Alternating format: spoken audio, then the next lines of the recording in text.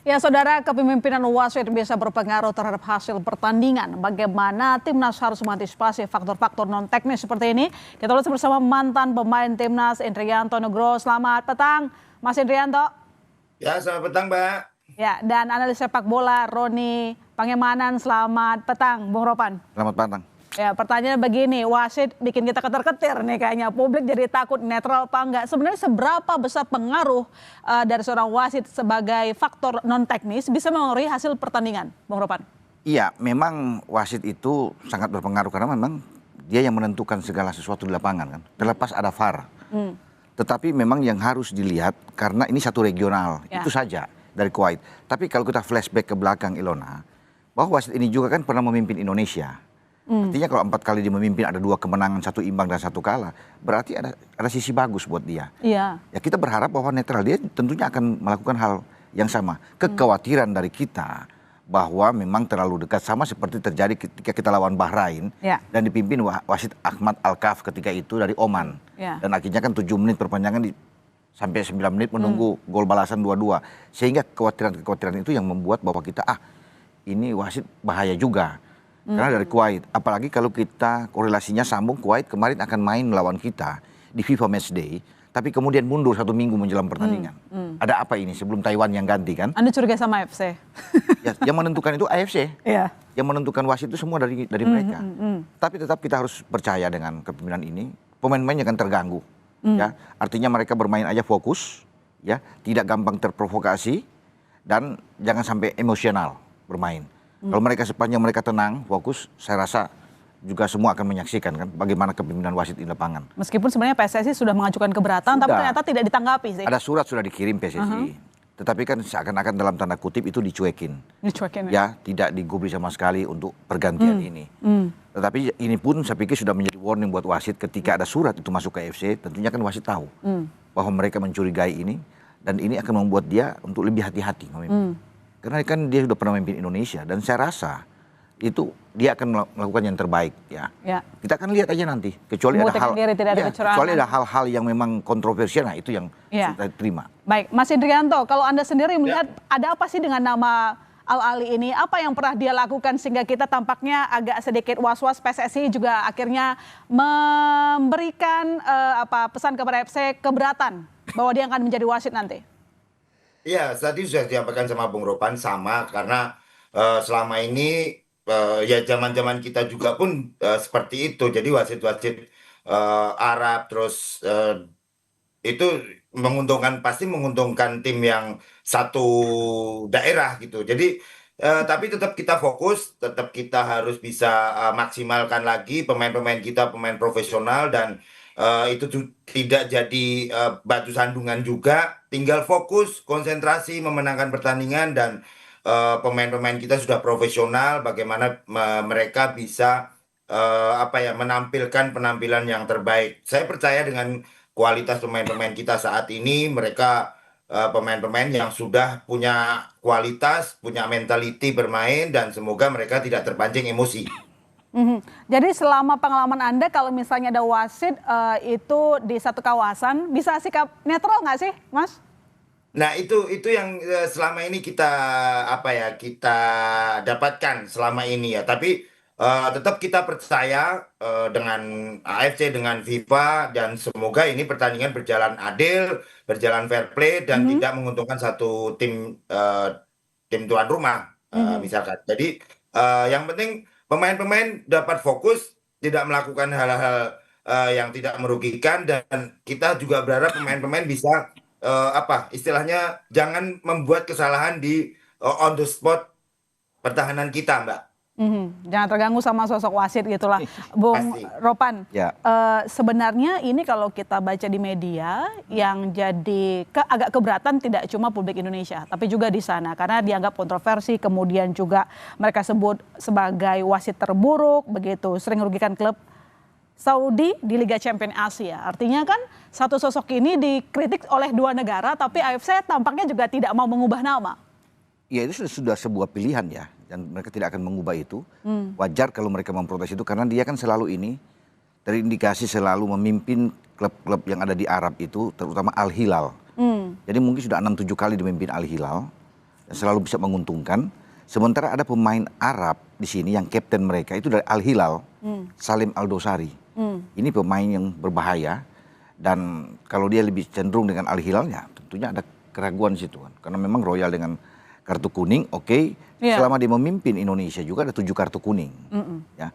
Dan dia pernah memimpin Arab juga 3 kali. 1 menang, 1 imbang, 1 kalah. Tapi hanya 3 kartu kuning yang diberikan ke Arab. Kalau dengan kita kan 7, tapi kita 4 pertandingan.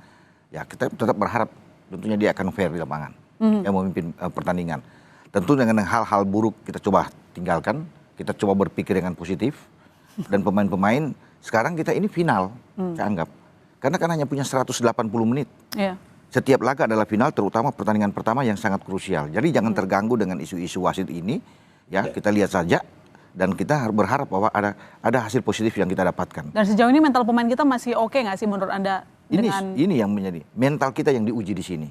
Jadi kalau selalu terpengaruh dengan berbagai macam terutama luar, soal wasit, ini kan akan mengganggu.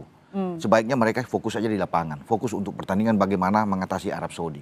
Karena bagaimanapun Arab Saudi itu agak trauma juga dengan kita. 2 pertandingan di putaran ketiga, ketika mereka tidak menang 1 imbang dan kalah di GBK dengan 2-0 kan ini jadi pukulan. Makanya pelatih mereka Herve Renard itu balik lagi untuk bisa menangani tim ini dan melakukan uji coba di luar dengan Makedonia Utara, dengan Ceko mereka melakukan uji coba hanya untuk bisa melawan Indonesia, mengontrak, meminjam seorang pelatih yang ahli set piece dari Arsenal.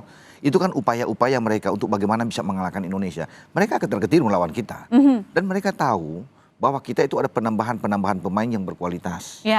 Sehingga itu berbeda untuk kita meng-compare itu di putaran ketika kita bermain di Jeddah 1-1 dan bermain di GBK. Karena ada perubahan-perubahan yang terjadi.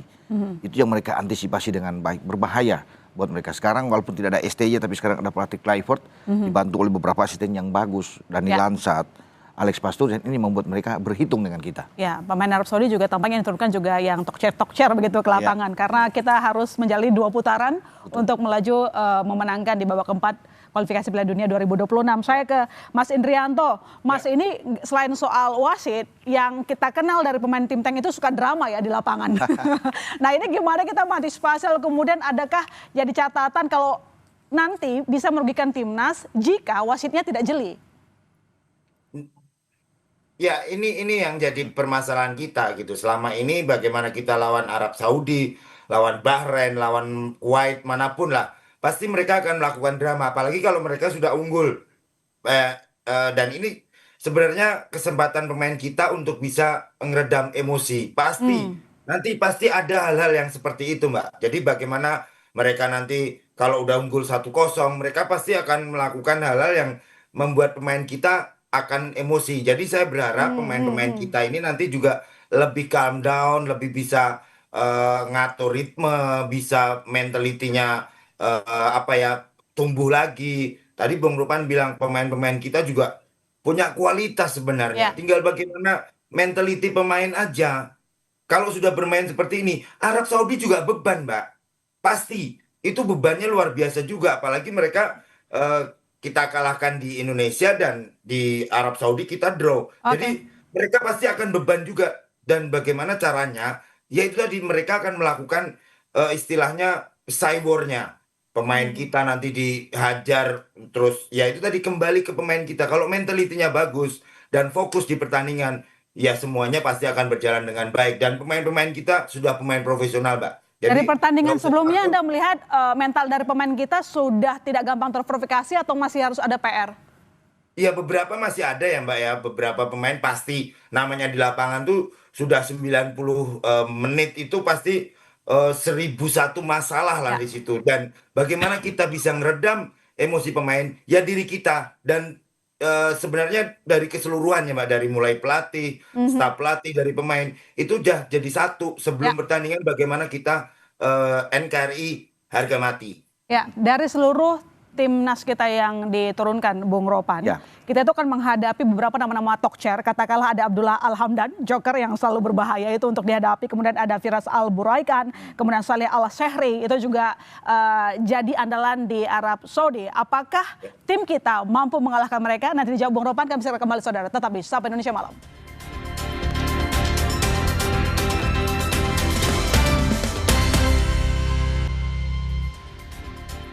Anda kembali di Sapa Indonesia Malam. Manajer Timnas Sumarji menyatakan para pemain Timnas akan tetap fight untuk memenangkan pertandingan lawan Arab Saudi dan Irak. Sumarji tegaskan Timnas tidak akan terpengaruh dengan siapapun wasit yang akan memimpin laga. Apapun yang terjadi, kita tidak akan terpengaruh dengan siapa yang akan memimpin pertandingan.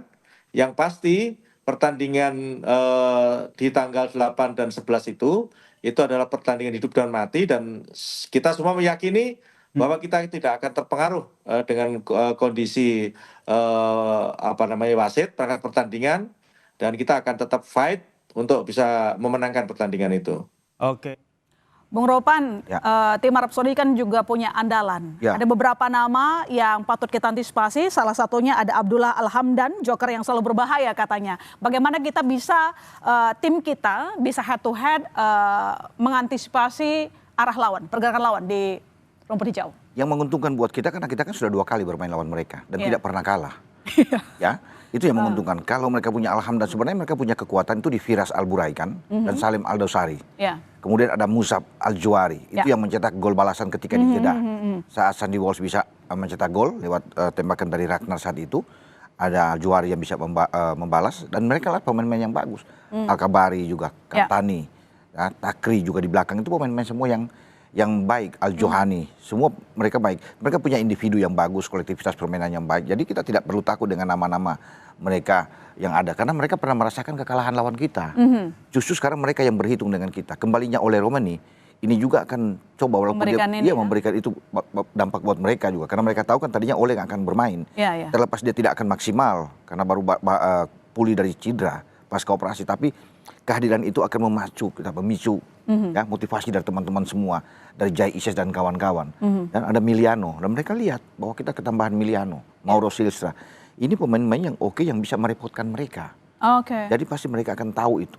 Kombinasi starting 11 yang akan ditawarkan ya oleh PK, Patrick Kluivert, ini akan diantisipasi oleh mereka. Dan kita tidak perlu takut, kenapa? Karena sudah pernah ketemu. Nama-nama ini sudah pernah dihadapi oleh Tom Haye. Karena tadi Anda menyebut soal Salim Al-Dosari, waktu itu kan kita ingat di laga uji coba terakhir menghadapi Lebanon, Patrick itu menempatkan Yakob Sayuri. Jadi head to head begitu dengan Salim Al-Dosari. Apakah nanti Anda melihat bahwa Kluivert akan melakukan hal yang sama? Ya bisa saja dia melakukan itu, karena kalau melihat dari 2 FIFA Matchday melawan Taiwan dan Lebanon kan, di starting 11 itu ada Yakob di kanan, ya, karena bermain dengan 4 back plate. Kevin Dix yang melawan Lebanon, Kevin Dix bermain bersama dengan Jai, kemudian ada Dean James. Lain halnya kalau dengan Taiwan kan, di situ ada Rido dan Jordi Amat yang dimainkan, Sain ada di kiri, kemudian ada Yakob di kanan. Jadi kalau melihat 2 pertandingan tersebut, bisa saja Yakob yang akan ditempatkan di posisi kanan, di full back kanan, dengan catatan kalau PK bermain dengan 4 back plate. Artinya 4-3-3 dia bisa fleksibel di lapangan, dimodifikasi menjadi 4-2-3-1. Itu yang dilakukan. Tapi kalau dia kembali dengan 3 back, maka Yasin Hapner, Jai dan Rido yang akan bermain di sana.